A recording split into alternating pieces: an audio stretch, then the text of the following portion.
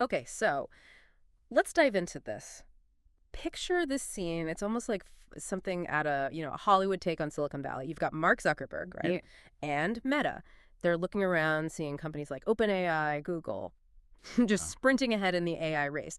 And Meta, well, they're kind of playing catch up. But here's the thing, the absolute kicker.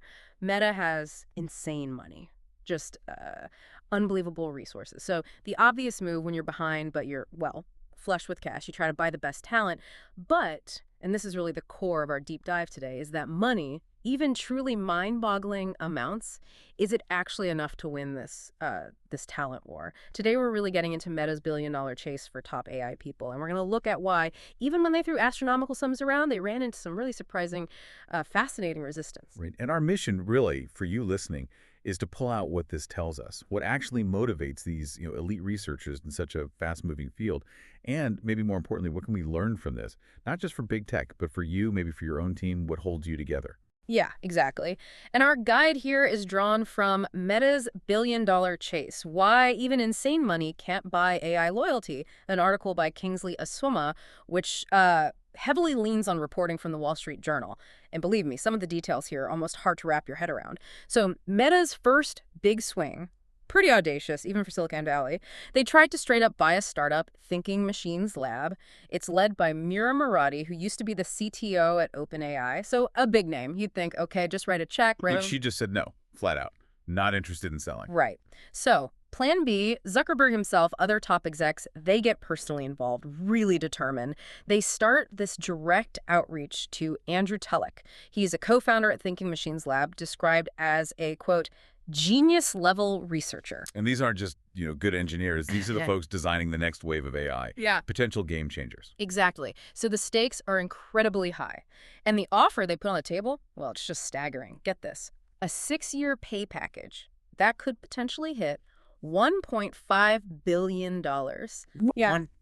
$1.5 billion. Just let that number sit there for a moment. That's almost impossible to comprehend. And this is where the story gets really interesting, isn't it?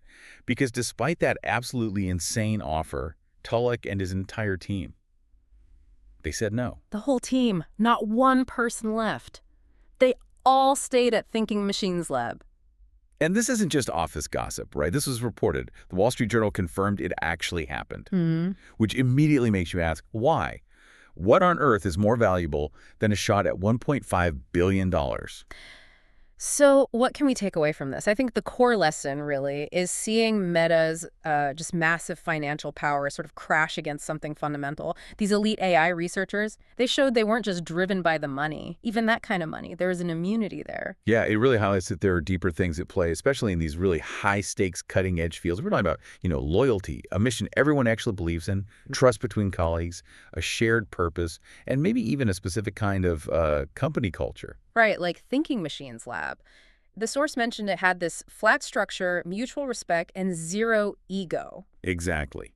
And that comparison to old-school Bell Labs for AI is really telling, isn't it? It suggests a place focused purely on the work, on collaboration, where ideas matter more than titles. That zero ego part sounds key. Totally. And it's not just them. We see this pattern elsewhere. Look at places like Anthropic or Safe Superintelligence, SSI, and think about all the successful startups that came out of OpenAI.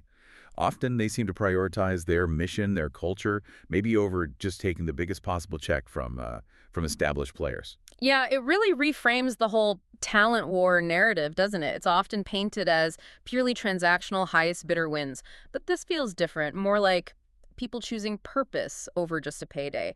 It suggests these researchers aren't just, mercenaries moving to whoever pays most. They pick a mission. They stick with their tribe, the people they trust. There's that great analogy. Money can open the door, but it's the mission that actually builds the house, makes people want to stay inside. So thinking about this, what does it mean for you listening right now? It's really a chance to reflect, isn't it? Yeah. What is it that genuinely ties you to your team, to the work you do, to your goals? Yeah. Because this story, the Thinking Machines Lab example, it suggests that things like purpose, culture, shared values, they aren't just nice to haves, they're foundational. They provide maybe a kind of comfort, resilience even. Think about it. When things get chaotic, market shifts, company changes, whatever life throws that shared purpose and trust, that's often what keeps things stable, right? Keeps the team pulling together. Absolutely. And look, Meta hasn't given up on the money angle, of course not. They're still reportedly offering huge sums, like $300 million packages. They're buying office space right next door to competitors, creating these flashy new titles like Chief AI Superintelligence Creator. They're pulling all the financial levers they possibly can. Right. But the takeaway from the source material seems really clear. Without that bedrock of trust, without a genuinely shared vision, even a giant like Meta might struggle to buy the kind of loyalty that truly lasts. It's more than just a tech recruiting anecdote, isn't it? Yeah. It's kind of a profound reminder. Talent doesn't just follow the money trail blindly. People fundamentally seem to follow meaning. Mm-hmm. And maybe at the end of the day, money can open your mind, show you possibilities, but it seems like it's purpose that really builds your heart, that keeps you invested. That's a powerful thought. So maybe the question for everyone listening is, what does purpose truly mean in what you do? And how can you nurture that, build that sense of shared mission wherever you are?